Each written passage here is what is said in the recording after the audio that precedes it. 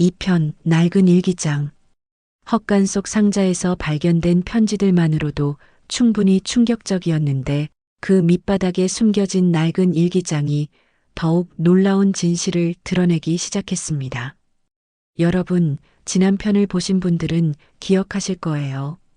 경북 안동의 김봉수 할아버지가 아버지의 헛간에서 발견한 그 낡은 나무 상자 말이에요.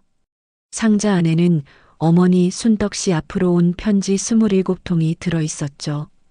보낸 사람은 영수라는 낯선 이름이었고 1950년부터 1953년까지 3년간 쓰여진 연애 편지들이었어요. 평생 아버지 한 분만 사랑했다고 믿었던 어머니에게 첫사랑이 있었다는 충격적인 사실. 그것만으로도 김할아버지는 며칠 밤을 설쳤습니다. 그런데 이야기는 여기서 끝이 아니었어요. 편지들을 모두 꺼내고 나니 상자 바닥에 뭔가 더 들어 있었거든요. 두꺼운 천에 쌓인 작은 책 같은 것이었습니다. 김할아버지는 조심스럽게 천을 풀었어요. 그리고 또 한 번 깜짝 놀랐습니다. 낡은 일기장이었거든요. 표지에는 또박또박한 글씨로 이렇게 쓰여 있었어요. 순덕의 일기 1949-1953. 그런데 이상한 건 일기장 색깔이었어요. 원래는 빨간색이었을 것 같은데 세월의 발에서 연한 분홍색으로 변해 있었거든요. 김할아버지는 가슴이 두근거렸습니다. 편지는 영수가 보낸 것이었지만 일기는 어머니가 직접 쓰신 것이잖아요. 과연 어머니는 무엇을 기록해 놓으셨을까? 김할아버지는 떨리는 손으로 일기장을 열었습니다. 첫 페이지에는 1949년 봄이라고 적혀 있었어요. 김할아버지가 태어나기 2년 전이었죠. 첫 번째 일기를 읽어보니 이런 내용이었습니다. 오늘 영수가 진달래꽃을 따다 줬다.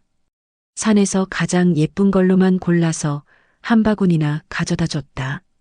어머니는 왜 자꾸 그 집 아들과 어울리냐고 타박하시지만 영수는 정말 착한 아이다. 김할아버지는 숨이 멎을 뻔했어요. 어머니가 영수를 정말 좋아하셨던 것 같았거든요. 다음 장을 넘겨보니 더 놀라운 내용들이 나왔습니다. 영수와 함께 뒷산에 올랐다. 마을이 한눈에 내려다 보이는 곳에서 영수가 말했다. 나중에 크면 나와 결혼하고 싶다고. 얼굴이 빨개져서 아무 말도 못했다. 하지만 마음속으론 나도 그렇게 생각하고 있었다. 김할아버지는 일기장을 잠시 덮었어요. 너무 충격적이었거든요. 어머니가 이런 감정을 가지고 계셨다니. 하지만 호기심을 참을 수 없었습니다. 계속 읽어보기로 했어요. 1949년 여름 일기에는 이런 내용이 있었습니다. 아버지가 성훈의 집에서 중매 이야기를 가져왔다. 나는 영수밖에 생각 안 나는데 어른들 뜻을 거역할 수는 없다고 하신다. 영수에게 이 이야기를 어떻게 말하지? 그제서야 김할아버지는 상황을 이해하기 시작했어요. 그 시절엔 부모가 정해주는 결혼이 당연했죠. 어머니도 자신의 마음과는 상관없이 집안 어른들이 정해준 사람과 결혼해야 했던 거예요. 그 사람이 바로 김할아버지의 아버지 성호였던 거고요. 가을 일기에는 더욱 애절한 내용이 적혀 있었습니다. 영수에게 중매 이야기를 말했다. 영수 얼굴이 하얗게 질렸다. 한동안 아무 말도 못하더니 그냥 돌아갔다. 나도 너무 괴롭다. 왜 사랑하는 사람과 결혼할 수 없을까? 김할아버지는 가슴이 아팠어요. 젊은 어머니의 아픔이 그대로 느껴졌거든요. 1949년 겨울 결혼을 앞둔 일기에는 이런 내용이 있었어요. 내일 성우와 결혼한다. 영수는 어제 멀리 떠났다. 부산으로 간다고 했다. 마지막에 내 손을 꼭 잡고 행복하라고 했다.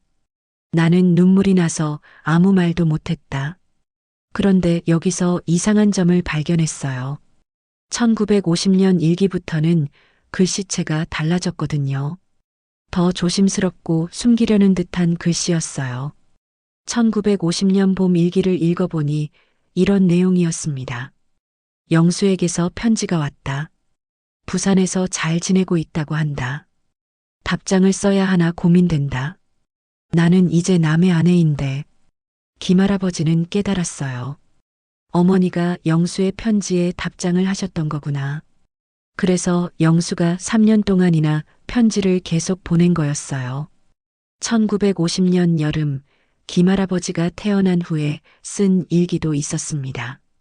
봉수가 태어났다. 성우는 아들이 태어나서 좋아한다. 나도 기쁘지만 가끔 영수 생각이 난다. 영수가 보고 싶어진다. 김할아버지는 복잡한 심정이었어요. 자신이 태어났을 때도 어머니는 영수를 그리워하고 계셨던 거네요. 그런데 1951년부터는 일기 내용이 점점 달라지기 시작했어요.